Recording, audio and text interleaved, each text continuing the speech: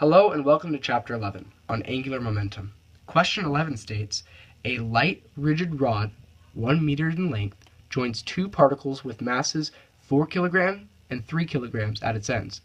The combination rotates the xy plane about a pivot through the center of the rod.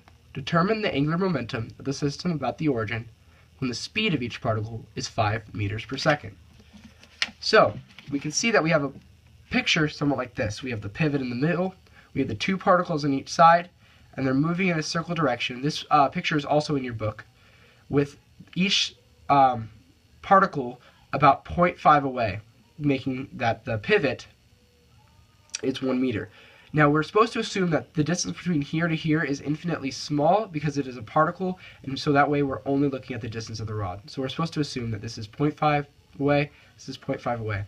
So we're given the velocity, 5 meters per second, or given the distance from the center, 0.5 away, and we were also given the masses of each particle. And we're supposed to find the angular momentum. Well, there's a really one-step easy formula how to solve this. This formula is total angular momentum is equal to the sum of the masses times the velocities times the radius. See this little sigma term right here, if you're not familiar with it, just means the sum. So in this case, we'd have to add up this plus that. If these were working in opposite directions, I know that's physically impossible, this would be negative. But since they're going the same direction, they would be added up. So that's just a way to talk about sums. So the math is very simple. We take the first particle, 4 kilograms, because that's the mass, the velocity, 5 meters per second, the radius, 0.5 meters, and we add it with the other one, 3 kilograms, 5 meters per second, 0.5 meters.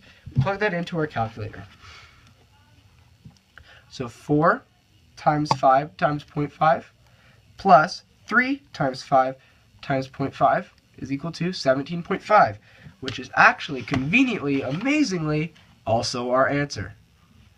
Thank you.